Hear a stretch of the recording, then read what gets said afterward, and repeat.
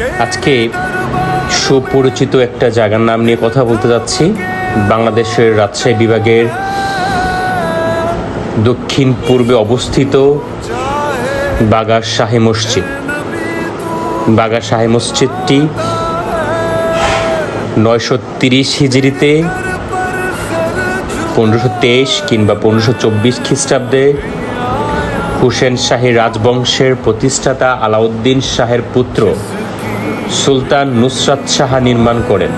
পরবর্তীতে মসজিদটি বিভিন্ন সময়ে সংস্কার করা হয় এবং যখন মসজিদের গম্বুজগুলি ধসে পড়ে তখন 1897 সালে ধ্বংসপ্রাপ্ত মসজিদটি পুনর্নির্মাণ করা হয়।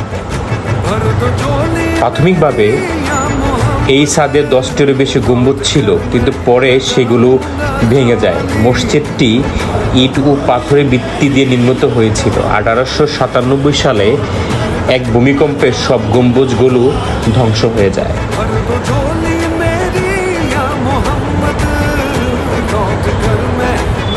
বাগা শাহী মসজিদটি 256 বিঘা জমির উপর অবস্থিত। মাশাআল্লাহ। বাগা মসজিদের গাঁথুনি, চুন ও সুরকি, গুটো, হাতের অনেক হস্তশিল্প কারুকাজ রয়েছে মসজিদের ভিতরে। যদি আপনারা না দেখেন তাহলে বুঝতে পারবেন না। বাগা মসজিদের প্রতিটা পিলার হচ্ছে পাথরের পিলার, আর ভিতরে খুবই হস্তশিল্পর সাথে কারুকাজের সাথে এই মসজিদটা হচ্ছে ভিতরে অপূর্ব সুন্দর। বর্তমানে হ্রদের 4টি পাকা পাড় নির্মাণ করা হয়েছে। মসজিদের পাশে জহির খাকি পীরের একটি সমাধি রয়েছে, যার কবর মূল বাজারের উত্তর দিকে অবস্থিত। মসজিদের পাশে মাটির নিচে একটি মহল পুকুর আবিষ্কৃত হয়েছিল 1997 সালে।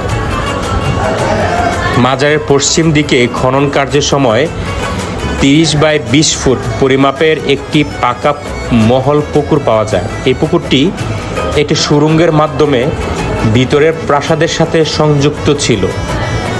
3 দিক থেকে নির্মিত সিঁড়ি দিয়ে নিচে নামার ব্যবস্থা ছিল। মসজিদের ভিতর ও বাহিরে অনেক পোড়ামাটির ফলক রয়েছে। মসজিদের ভেতর উত্তর পশ্চিম কোণে একটি উঁচুতে নির্মিত একটি বিশেষ প্রার্থনা কক্ষ রয়েছে। এই মসজিদের এলাকায় প্রতি বছর ঈদ উল ফিতরের দিন থেকে 3 দিন ধরে বাগর মেলা অনুষ্ঠিত হয়। এই মেলায় 500 বছরের ঐতিহ্য রয়েছে। বাহ, চমৎকার।